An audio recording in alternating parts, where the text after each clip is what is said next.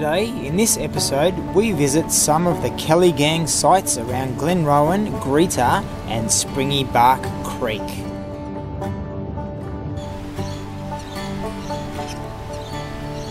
First off, we visit the site of the Kelly homestead. So right behind me is the actual Kelly homestead, where I think I was around the age of 14. Ned Kelly and his mother lived here. There's pretty much not much left of it, but even after his hanging, the family continued to live here, and I believe this is now property that's still owned by the descendants of the Kellys.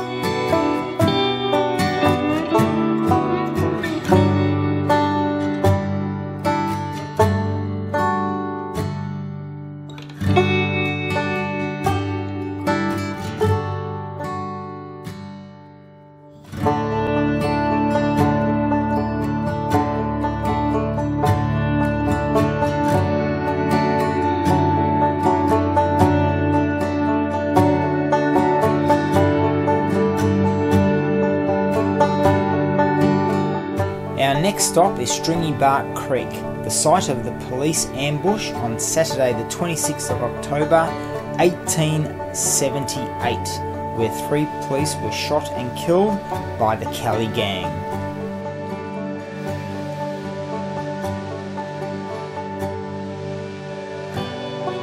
Killed were Constable Thomas Lonigan, 36 years old, with 4 children and 1 on the way. His wife Charlotte miscarried shortly after. Sergeant Michael Kennedy, 36 years old, with 6 children and 1 on the way. His wife Bridget also miscarried shortly after.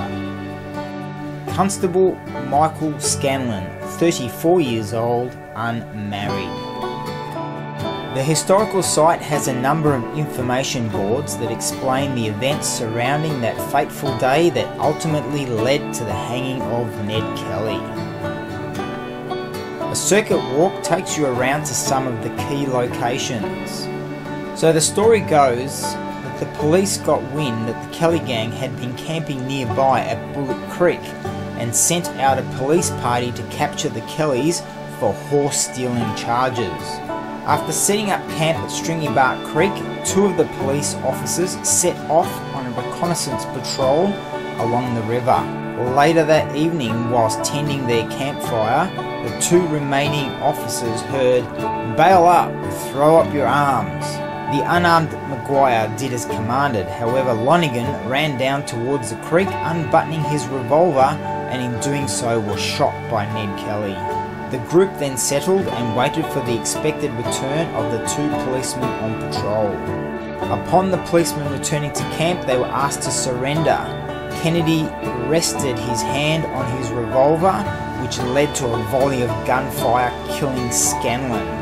Kennedy managed to dismount his horse and attempted to flee the ambush.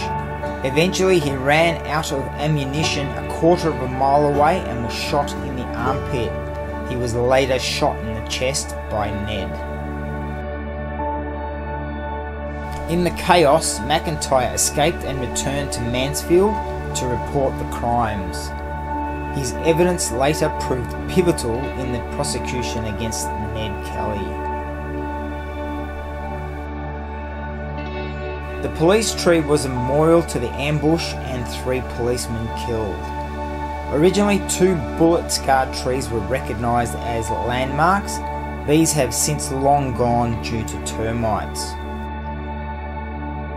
Today you can see a steel plaque intended to represent Ned's helmet affixed over the top of the 3 officers' names.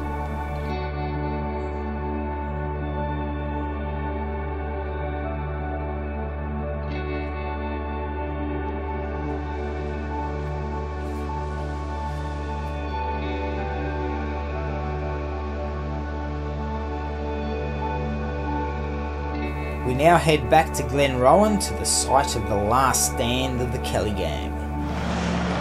So now we're in Glenrowan and we're going to be looking at some of the main sites of the last stand of the Kelly gang and where they were actually captured and then sent to Melbourne.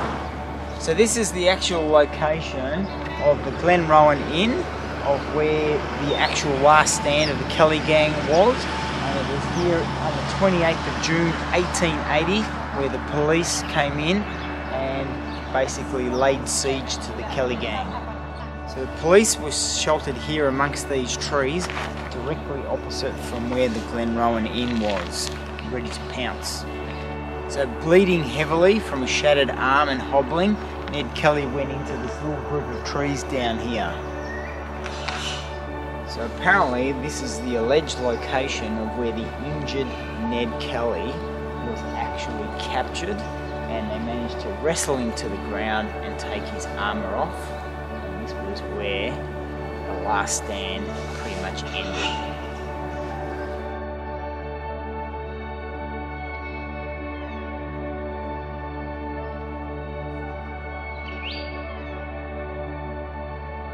So, ironically, behind me is the lockup from Greta, where Ned Kelly was actually locked up 9 years earlier before his eventual capture here, and it was actually relocated here, ironically just next to the site of where he was captured.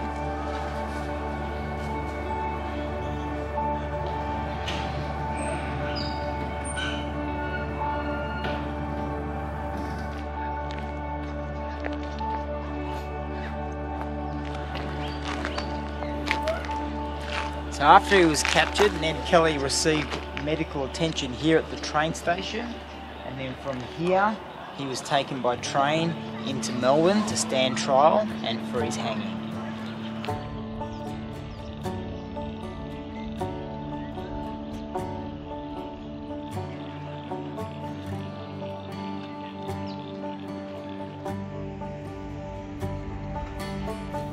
We are now off to our last site, which is the Greta Cemetery.